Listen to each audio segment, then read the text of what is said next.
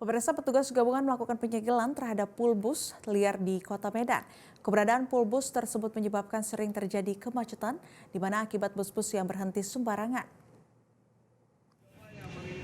Petugas terdiri dari Satpol PP Kota Medan bersama petugas Dinas Perhubungan serta TNI melakukan razia terhadap pulbus liar di sepanjang Jalan Sisingamangaraja Medan.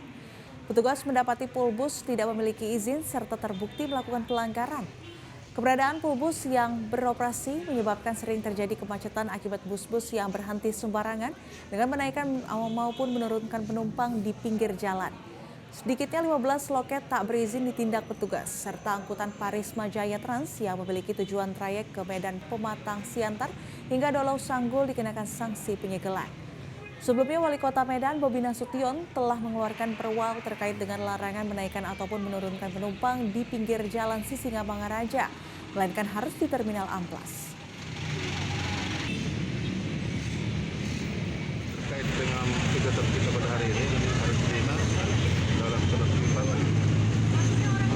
loket liar panjang dari Jaya sampai ke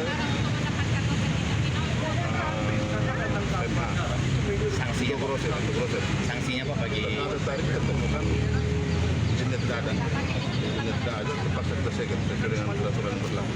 Terima kasih. Jelajahi cara baru mendapatkan informasi. Download Metro TV Extend sekarang.